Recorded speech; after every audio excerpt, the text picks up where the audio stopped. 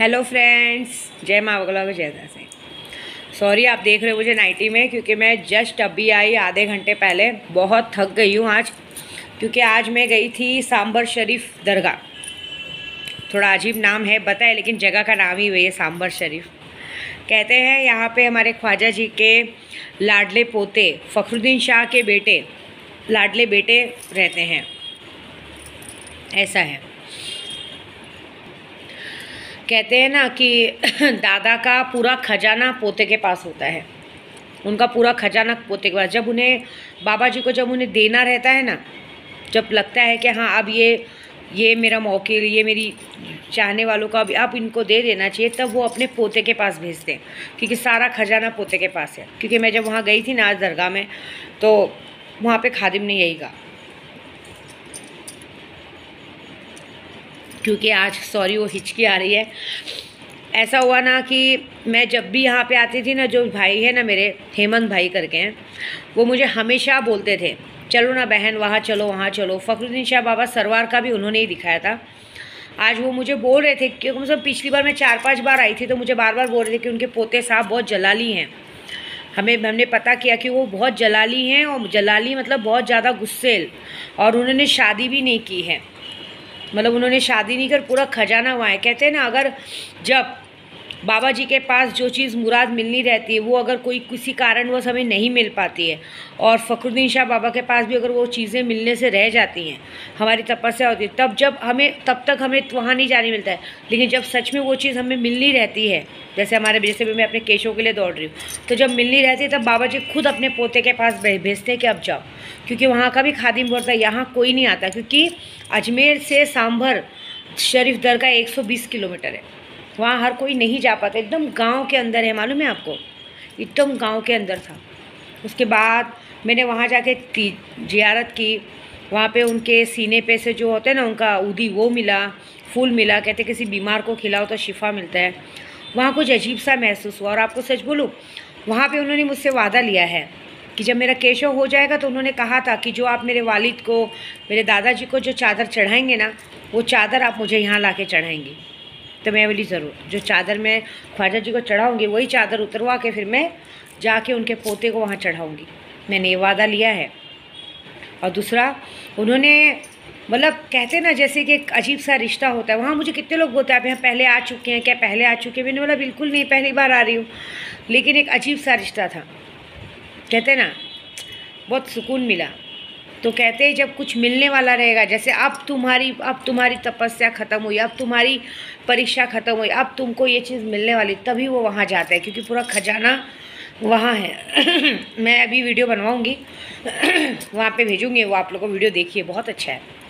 वहाँ से मुझे एक जिन्नात मिला है और एक परी का नाम मिला है, खुद बाबा जी ने दिया है, लेकिन उसका नाम मैं अभी नहीं बता सकती। लेकिन वो दोनों जिन्नात और परी इतने जलाली हैं कि वो शक्तियाँ जो भी लेगा आगे जाके, सुल्तान जिन की तरह ही हैं, तो वो शक्तियाँ जो भी लेगा आगे जाके, उन्हें हमें पैसों में, मालों में, हर चीज़ में बरकत होगी। उसमें एक परी मिली है जो लोगों के दिलों में नूर बरसाएगी।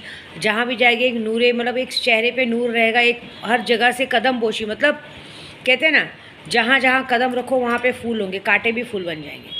लेकिन फ़िलहाल अभी वो जिन्नात और परी का नाम बताने के लिए मुझे मना किया गया है। जब उसका सही वक्त आएगा मैं आपको बता दूँगी, क्योंकि अभी ज़रूरत नहीं है, अभी हमारा सुल्तान जिन है, लेकिन वो जिन्नात के लिए। और उन्होंने अभी मना किया है कि ये जिन्नात अभी तुम रखो, अभी लोगों में नहीं देना है, इन्हें तुम काम दो, तुम्हारा काम करेंगे। ऐसा बहुत अच्छा मिला है, बहुत अच्छा महसूस हो। उसके बाद में गई बादाम शाह, तारागढ़ जाना था। कल कुछ ऐसा हुआ है वाक़या कि मैं जब बाबा जी को मैं चादर चढ़ा के और खाना बंटवा के जब मैं होटल पे आई हूँ, 8:30-9 बजे की बात है, तो मैंने अपना आदत है मेरे स्टेटस पे फ़ोटोज़ रखने का। उसके स्टेटस पे फ़ोटो रखने के बाद मैं यहाँ पे कुछ ही 1-2 जन से कल मैंने बात की थी दरगाह की। क्योंकि क्या होता है मालूम है, मैं आपको क्लियर बताती हूँ, कोई 1-2 जन हैं जो मेरा स्टेटस देख के आरिफ शेख को मैसेज कर दे, इसका मतलब सामने वाले के पास आरिफ शेख का ओरिजिनल नंबर है। क्योंकि आरिफ शेख का जो नंबर है वो बंद आता है, उसके पास नंबर है, और वो अपने साले के नंबर से, मेरे पास उसके साले का नंबर है राहुल का, उसके नंबर से वो मेरा स्टेटस देखता है। क्योंकि स्टेटस कौन देखता है, फेसबुक पे अपना कौन स्टेटस देखता है, बराबर पता चलता है। तो मैंने हालांकि कल उसके सारे का नंबर ब्लॉक किया, लेकिन इससे ये पता चलता है कि हमारे बीच का कोई बंदा है जो वहाँ तक वो हरकत करता है। आज मुझे तारागढ़ जाना था, लेकिन मैं बहुत थक गई थी, तो देखूँगी मैं कल या परसों जाऊँगी। अभी मैं यहाँ हूँ 1-2 दिन, तो कल ये तो परसों मैं ज़रूर जाऊँगी, ऐसी बात है। लेकिन पता नहीं क्यों वहाँ जाने के लिए भी भगवान मेरा पैर खींच रहा है पीछे। दिल से बोलूँगी मैं, ऐसे झूठ नहीं बोलूँगी। मुझे पता है मेरे भाईजान वहाँ देखते हैं, क्योंकि आरिफ शेख एक बार वहाँ जा चुका है, और बुरी झूठ बात नहीं है। कुछ ऐसी बातें हुई थी जब लॉकडाउन का टाइम था, मेरा प्रदू मुझसे दूर था, कुछ ऐसी बातें मेरे सामने आई थी जिसकी वजह से मुझे वहाँ जाने के लिए मेरा मन खट्टा हो जाता है। मैंने सोचा है मैं जाऊँगी, लेकिन मेरी अन्नू जी अगर आती ना तो मैं ज़रूर जाती, क्योंकि मेरी अन्नू जी के साथ जाना मुझे पसंद है। लेकिन अन्नू जी नहीं आई है ना, इसके लिए मैंने वहाँ पे अपने प्रदू को ले जाना सही नहीं समझा, क्योंकि कुछ तो है मन में खटक रहा है, वो बाबा जी जाने, कुछ तो बाबा जी सामने लाएंगे। इसलिए मैंने आज मैं कुछ ऐसा काम किया, क्योंकि मैंने कहा जैसे उनके पोते जला लिए हैं, तो मैंने वहाँ पे कुछ धागे बांधे हैं मैंने पहले, लेकिन यही कहा है कि बाबा जी आप बहुत जला लियो, बहुत गुस्से वाले। इन कुछ लोगों को आपको ठीक करना है, जितने लोगों ने हमें नशे में डाला, जितने लोगों ने मुझे मेरे प्रदू को अलग करने की कोशिश की, इन सबको आपको ठीक करना है। सबको मतलब सबको, इनको एक को भी नहीं छोड़ना है। कल मेरे प्रदू ने भी ये बात बोली कि मैं तू गलत नहीं है, तो जिसको सज़ा देनी है दे, लेकिन मौत मत दे, घुट घुट के मार। मौत दे दी कि तो मंजूर नहीं, मैंने मौत नहीं देना है मुझे, चाहे कोई भी हो। मैंने बोला देखो जो भी हो मैं किसी को भी बख्शूंगी नहीं। तो उनके मुंह से बाबा जी ने निकलवाया, चाहे जो भी हो घुट घुट के मार। क्योंकि मैं बोली प्रदू आप सोचो, अगर हम सक्षम नहीं होते, भगवान की ताकत नहीं होती, तो आपको और मुझे मरे 2 साल हो गए होते। कोई था हमारे पीछे? कोई नहीं था। सब यही बोलते मरे हो गए। तुम्हारे घर में तुम्हारा लड्डू अनाथ हो जाता, तुम्हारे मम्मी पापा का जवान बेटा चला जाता, तो मुझे बोलते मैं जाता तो मेरे 2 भाई थे, लेकिन तू जाती तो तेरी जवान बेटियाँ थी, कितने बड़े बड़े बच्चे का क्या होता था। ये बात उनको भी समझ में ऐसे होते, मैं बीच में नहीं आऊँगा, तुझको जिसको सज़ा देना दे। मैं तो एक ही बात जानता हूँ, जो गलत रहेगा उसको सज़ा मिलेगी ज़रूर, चाहे कोई भी हो। अगर वो इंसान ने गलती की और उस वक्त गलत था और उस वक्त गलत है, तो चाहे मैं भी क्यों ना हूँ, उसको सज़ा मिलनी चाहिए। और कल उन्होंने पता है कितना अच्छा वाक़ किया कि जब कल हम चादर चढ़ा के आए ना वहाँ पे, और उन्होंने वहाँ खाना खाया ना, उनके मुँह से निकल गया कि तूने कितने लोगों को खाना खिलाया। मैंने बोला 400 लोगों को। बोलते हैं अगर ये बच्चा हुआ ना, चाहे बेटा चाहे बेटी होगी, मैं ना 800 लोगों को खाना खिलाऊँगा। मैं तेरे जैसा बड़ा चीज़ नहीं मानूँगा, मैं अपनी आयपत के हिसाब से मांगता हूँ कि अगर चाहे लड़का होगी चाहे लड़की होगी, मैं ना आके 800 गरीबों को खाना खिलाऊंगा। बाबा जी ने अपने मुंह से बुलवा दिया, बहुत बड़ी बात बुलवा दी। तो ये बहुत बड़ा करिश्मा है। और एक और बात, आज ही हमारे बीच में मेरा यूट्यूब देखते हैं एक भाई है, मेरे नाम नहीं लूँगी मैं उनका। मैंने अक्सर देखा है लोगों को कि लोगों को शक्तियों के बदले पैसे चाहिए, शक्तियों के बदले पैसे चाहिए, लेकिन अगर भगवान के लिए चादर चढ़ाने के लिए पैसे किसी के पास नहीं। मैंने सबको कहा, जो भी मेरे ग्रुप में बड़े बड़े लोग हैं जिनको लाखों करोड़ों का फ़ायदा हुआ है, थोड़ा सा मैं लेट फास्ट करके जुड़ा एकदम अच्छे से उनकी चीज़ें उन तक पहुंचा रही हूँ, कितने के पास पहुंच गई है। उन लोगों को शक्तियों के लिए पैसा देने के लिए है, लेकिन ख्वाजा जी को चादर चढ़ाने के लिए 5100 रुपये 11,000 नहीं है। लेकिन अगर अभी मैं बोल दूं कि आप पे मुसीबत आएगी, तो वो पैसा देने के लिए फटाफट वो लोग कहीं से भी, अगर मैं बोलूँगी अरे तुम्हारा पैसा आता है तो रुक रहा है, जो कि सही में रुक रहा है, तो फटाक से वो लोग करेंगे, लेकिन मेरे बाबा जी को देने के लिए नहीं। ऐसे एक बंदे ने किया आज, उसने सामने से बताया, उसके घर में कल रात को उसको मैंने जब कहा कि आप बाबा जी के चादर के लिए भेज दो, नजराना चला जाएगा, सब खाना खा रहे, तो उसने कहा नहीं मेरे पास अभी बिल्कुल पैसे नहीं, मैं नहीं दे सकता। ठीक है, कोई बात नहीं, कोई बात नहीं, मैंने कह दिया। उसके घर में खुद ही आज सुबह बता रहा है, उसके घर में अच्छा हुआ, वो बोलता है मैं अंदर सोया हुआ था अपने पिताजी के साथ, उसके पित्तल के चांदी के बर्तन गायब हो गए, बच्चे की घड़ी गायब हो गई, बहुत सारा नुकसान हो गया। मैंने कहा ये बात सोचो, अच्छा हुआ तुम्हारे घर पे तुम्हारा पैसा नहीं पहुंचा था, जो आने वाला है गिफ्ट, अगर वो पहुंचता तो वो भी चला जाता।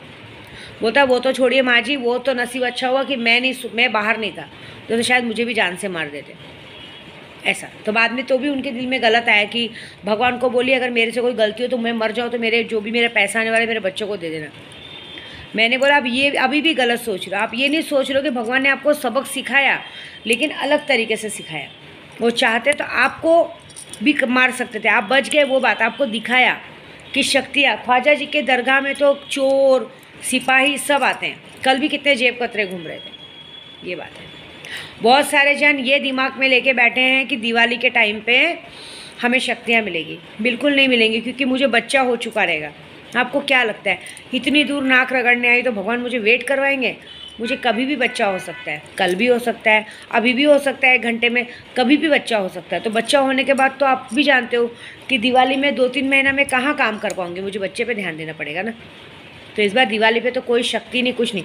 जो शक्ति चाहिए बस अभी जब तक मैं अजमेर में हूँ, यहाँ हूँ, शक्तियाँ लीजिए, शक्तियों के पीछे का फ़ायदा लीजिए, ऐसी बात है। 11,000 21,000 की शक्तियों का तो मैटर ख़त्म हो गया, अभी उनका कोई मतलब नहीं है।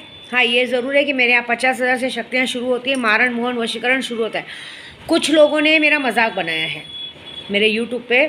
कल एक आदमी ने फ़ोन किया था, आदमी थी कि औरत मुझे पता नहीं, छत्तीसगढ़ से थे, आज उनको गया जाने का था। उन्होंने भी मजाक बनाया अपने बेटे के लिए कि मेरे बेटे की सास ने उस पर वशीकरण करके रखा है, ये करके रखा है, फलाना ठिकाना सब किया, और बाद में मुझे बोले कि आने के बाद करूँगा। ये बात पक्की है कि मैं अब मैंने जो आज मुझे जो जिन्नात और परी मिली है उनके ज़रिए मैं उनको सबक सिखाऊंगी। मुझे बिल्कुल पसंद नहीं है कि कोई मेरा मजाक उड़ाए, मेरे काम का मजाक उड़ाए। ये बात याद रखिएगा, उनके साथ जो होगा वो उनकी गलती की नतीजा वो भुगतेंगे। एक बंदे ने आज सुबह भी मेरे साथ ऐसे ही किया, पहले पूरी बातें पूछी। कुछ लोग क्या करके टाइम पास के लिए पूरी बातें पूछेंगे, फिर बोलेंगे अच्छा माता जी करवाते। एक बात याद रखिएगा, मैं अभी ये बोलती हूँ कि अभी जितने को मजाक बनाना है, जितनी बार करना है करो, मैं अपना काम करूँगी। लेकिन जो भी मजाक के हद से मुझे मैसेज या कॉल करके भी जो बात करेगा, उसके साथ 24 घंटे में कुछ ऐसा होगा जो असोचनीय होगा। फिर उसका, अभी जैसे किसी ने मुझसे जिन्नात के लिए मजाक किया, अरे माता जी मुझे जिन्नात चाहिए, 50,000 का चाहिए, फिर वो इंसान जिन्नात में ही पागल रहेगा, वो नहीं निकल पाएगा। ये मैं आज अपने जिन्नात को काम दे रही हूँ, ऐसी बात है। दूसरा, मुझे कुछ लोगों को सबक सिखाना है, अभी कुछ काम बचा है, कुछ काम पूरा करके ही बॉम्बे पहुँचूँगी, क्योंकि बॉम्बे में अभी इस वक्त कुछ काम नहीं है मेरा। मुझे अभी जो भी नवरात्रि से शुरू होगा तो मैं अपना काम करके पहुँचूँगी। कुछ लोगों को बराबर करूँगी जो आरिफ को मेरी टिपिंगगिरी कर रहे हैं, पहुँचा रहे, चोर चोर मौसेरे भाई, ये मुझे पता है कौन है। रिश्तेदारी होंगे मुझे पता है, जैसे हम ब्राह्मण रिश्तेदार तो ऐसे मुसलमान सामने वाला ये नहीं देखेगा कि इसने नशा देखे क्या किया है, सामने वाला ये देखेगा चलो बात पहुँचाते। ये बात पक्की है, ये जिसने भी उस तक बात पहुँचाने की गलती की है, मैं बड़ी बात नहीं कहूँगी, उसके बच्चे के, वो आदमी कोई भी हो, उसके ख़ानदान में या उसके घर में कोई बच्चा या औलाद होगी ना, 72 घंटे में उसकी औलाद या तो बीमार पड़ेगी या तो उसका बहुत बड़ा एक्सीडेंट होगा। आरिफ को ये मैसेज पहुंचाने का उसकी सज़ा दूंगी मैं। मैडम माया को जो भी अपने घर पे रख रहा है गलती कर रहा है, क्योंकि वो औरत किसी की नहीं हुई है, जो अपने पति की नहीं हुई, अपने सगे माँ बाप की नहीं हो, खुद की क्या, तुम्हारी क्या होगी। जो भी उसको घर पे रख रहा है, जो भी रख रहा है, चाहे उसका साथ उसका सास ससुर दे रहे हों, उसके कोई भी रिश्तेदार दे रहे हो, जो मायके वाले दे रहे हो, 72 घंटे में जिसके भी घर में वो होगी, उसके घर में, उस इंसान के घर में किसी न किसी का एक्सीडेंट 72 घंटे में होगा, अगर उसका साथ, क्योंकि अगर, और दूसरी बात, ये बात पक्की है, मैं आज बोल रही हूँ, मैं आज काम करके आई हूँ, और जहाँ पे भी वो है वो एक जिद पकड़ के बैठी कि जब मेरा पति मुझे लेने आएगा तब मैं जाऊँगी। तो एक बात बताओ, तुम कहीं की महारानी हो, तुम जब भी कहाँ जाओगी तुमको तुम्हारा पति लेने आएगा, तो ये बात पक्की है 72 घंटे में एक्सीडेंट तो होगा ही होगा, तुम हर जगह से भगाई जाओगी। तुम जहाँ जहाँ जाओगी उस घर में, जैसे आज भी समझो किसी और के घर पे गई, तो जिस के घर पे जाओगे उस के घर में हर 72 घंटे में एक जन का बड़ा एक्सीडेंट होगा। और अगर इस गलत काम में जो तुम्हारा साथ देगा उसके घर में भी एक बड़ा एक्सीडेंट होगा। तुम्हारा पति अगर तुम्हें गलती से भी तुमको लेने गया तो उसका भी एक बहुत भारी नुकसान होगा। ये बात पक्की, क्योंकि तुम उस पायगुन की बन गई हो, क्योंकि तुम एक खुद खबीस हो। तुम्हारा पायगुन इतना ख़राब है, लेकिन उस पायगुन को अभी हमने जिन्नात छोड़ के इतना गंदा कर दिया है कि जिन्नात को मैंने भेज दिया है, आज वो तुम्हारे साथ लग चुका है। अब तुम अच्छा भी बोलोगी तो बुरा लगेगा। मैं एक बात बताती हूँ, ये जो लोगों ने रिश्तेदार ने घर पे रखा है, तो सबसे पहले तो माया मैडम को जिसने भी घर पे रखा होगा, तो उस घर के आदमी लोग तो ये सोच रहे होंगे कि खुली किताबें चांस मारते। तुम्हारे मतलब तो इस माया मैडम के साथ तो हर कोई चांस मारने को देख रहा होगा, क्योंकि मालूम है ससुर को नहीं छोड़ी है, जेठ को नहीं छोड़ी, तो हर कोई सोचता होगा प्यार से, कोई बेटा बोल के, कोई भाभी बोल के, कोई ताई बोल के कोशिश तो कर रहा होगा। लेकिन मैं उस घर की औरतों को सोच रही हूँ कि जिस घर में वो रह रही है, उस घर की औरतों को ये डर नहीं लगता कि जिसने अपनी जेठानी का नहीं सोचा, जेठ को चुराते हुए अपने बच्चा पैदा करने के लिए अपने घर को बर्बाद किया, ये मेरे घर पे आई है, मेरे आदमी को, मेरे भाई को, मेरे देवर को, किसी को अपने वश में करेगी। कुछ करेगी तो, क्योंकि इसकी फितरत तो ऐसी है। ये तो जहाँ कहते ना, जहाँ देखी नई सूरत मच्छर पलते हैं दीवाने, ये ऐसी है। ये तो अपने आस पड़ोस में किसी को नहीं छोड़ती है। आस पड़ोस में भी भाई बोलने के बाद ये गलत रिलेशन रखने को देखती है। मैंने देखा है चैटिंग करते हुए देखा है किसी को इसके साथ, मुझे मालूम है, इससे बोल रही हूँ मैं।